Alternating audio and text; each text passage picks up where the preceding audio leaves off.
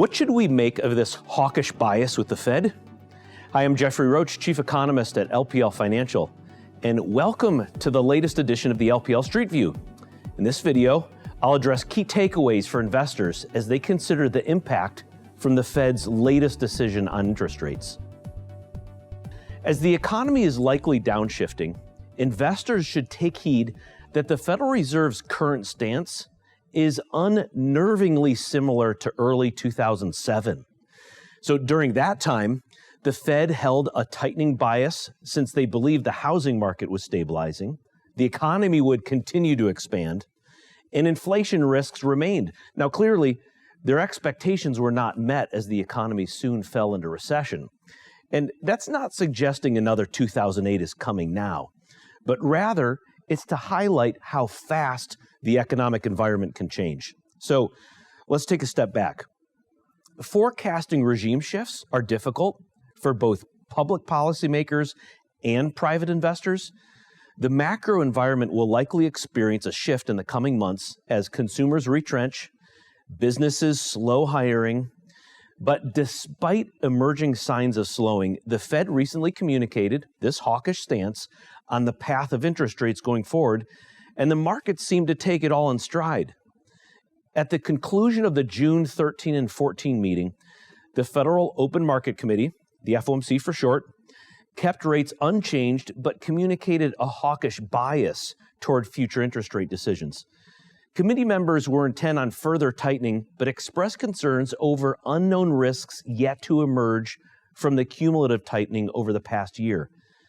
During the post-meeting press conference, Fed Chairman Jerome Powell indicated the committee has not made a decision about next month.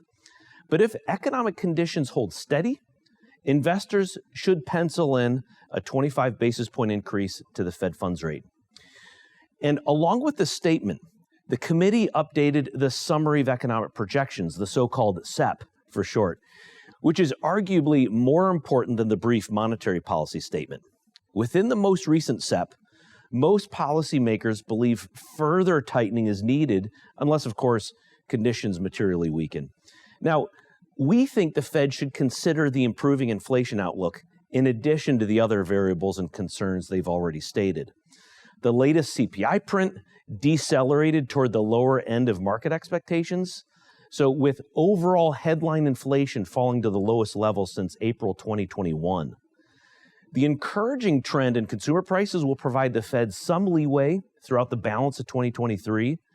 Investors seem to believe the latest CPI report shows inflation is heading in the right direction and likely reinforced that Fed decision to skip in June, but no guarantees for the July meeting. As shown in the chart, headline inflation is below the Fed funds upper bound, although core inflation is not decelerating as fast as headline inflation. And perhaps that's why equity markets added to recent gains over the recent trading days, despite the disappointment that no Fed official thought conditions would warrant an outright cut in rates. So what should we watch going forward as investors?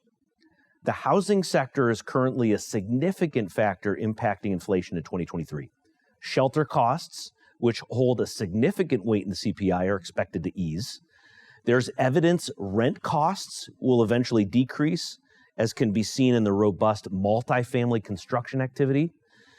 So as more projects hit the market this year due to the increase in condo and apartment units under construction, the supply of multifamily housing will rise, which should help bring down those nagging rent prices. As such, we don't think it will be long before official government numbers reflect the decrease in rent prices. In the upcoming months, investors and policymakers alike should anticipate a slowing of housing-related inflation. We've updated our inflation dashboard designed to provide a snapshot of the inflationary environment along with those latest CPI prints. The CPI rent of primary residence is the only one of our dashboard indicators that remains at an elevated level. And even that has fallen from an extreme level since April. So why bring up a Fed statement from 2007? Because it's a good example of how radically the economy can change in just a few quarters. So in that January 07 statement, the Fed communicated a hawkish pause because, as I said already, they anticipated a stabilizing housing market, a growing economy, and nagging inflation risks. So a lot changed over the course of 07 and 08 as the economy fell into the great financial crisis. So the current SEP revised up GDP growth forecasts for this year, softened the deceleration in unemployment, and it seems the Fed is reticent to forecast an outright recession. However, our most likely scenarios put the economy in a mild recession by the end of this year as consumers retrench and businesses slow hiring, as surveys suggest. So the recent release of the dot plot, which is the individual committee members' expectations of the appropriate Fed funds rate each year, that was the hawkish surprise markets were worried about. Despite raising rates by 5% over the past 15 months, the majority of the committee, not just the median policymaker, sees at least 2 more 25 basis point hikes later this year, which would take the Fed funds rate to above 5.5%, the highest level since 2001. Moreover, the committee thinks the Fed funds rate should end 2024 a little bit above 4.5%, which reflects the potential for some rate cuts, but not as much as markets were expecting, which could put upward pressure on bond yields if those forecasts are accurate. Now, the Fed's crystal ball is no better than the markets, and we know from history that the dot plot is not a good forecasting tool. So we'll show this graph here. The median forecast rarely, if ever, coordinated with the actual policy rates. Dot plot medians tended to overestimate policy rates, sometimes by a wide margin. The most egregious example appears to be in 2015, when the committee expected interest rates to be about 3.5%, 2 years ahead, right? That's about 2017. But when in actuality, they were closer to just 0.5 percentage point that year in 2017. Nonetheless, it's worth watching how these views evolve in the coming months, which means either the Fed lowers its forecasts or the market adjusts higher, putting some upward pressure on bond yields. And just as a reminder, periods of economic regime shifts are difficult for policymakers to manage. And that environment could be eerily similar to that 07 timeframe.